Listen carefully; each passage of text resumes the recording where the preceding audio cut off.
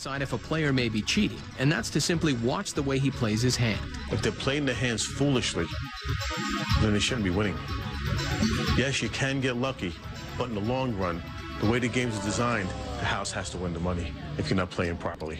Before the break, gaming consultant Sal Piacente appeared to be psychic as he knew the next card coming out of the deck before he flipped it over. There's a 6, a 9, 3, 7, 2. Sal's not clairvoyant. He's using a mirror-like device known as a shiner. In this case, the cheater has a ring that was made with a shiny flat surface. The ring is worn on his pinky. And then when it's his turn to deal, he rotates it so the flat surface is inside near the bottom of his palm. When he picks the cards up to deal, right here he can see every card that's being dealt. A 7, a 9, a 5, queen, the shiner. Now, this device might still be found in some home games today, but in the casinos, its effectiveness has been virtually eliminated with a simple procedure. The bottom card can't be seen in a casino because they use what they call a cut card or a plastic cover card. So that way no one can gain information on the bottom card. So in a casino, you're pretty well protected. The key to using a shiner is the ability to quickly recognize the subtle but unique index of each card. If you notice, they all have an oval shape, but the 6 is wider than the queen is narrower.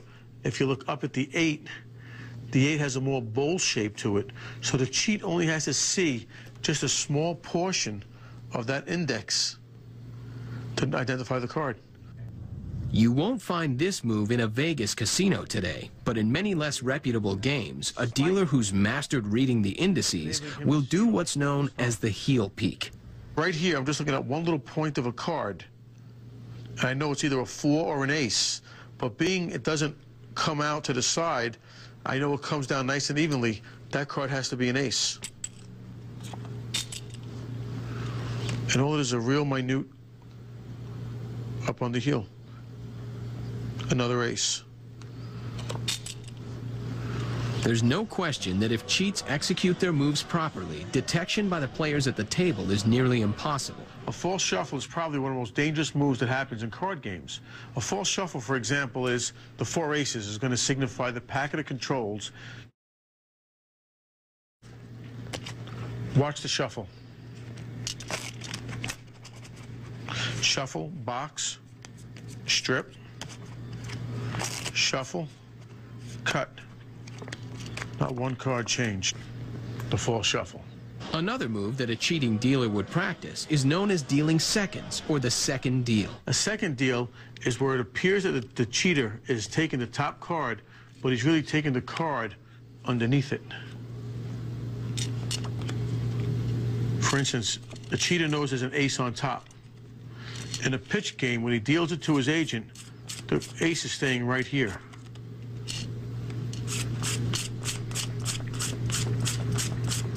There's lots of protection when you're playing in a Vegas casino, but here's Sal Piacente with another move that he warns poker players to be aware of when they're playing card games in less reputable card rooms.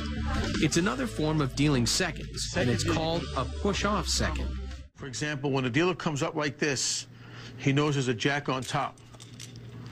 He signifies to his partner there's a jack on top, and if his partner plays with his chips, then we know he wants the jack.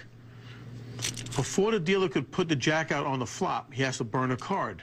So now watch when the dealer burns the jack. He's not going to burn the jack. He's going to burn the second card. Watch.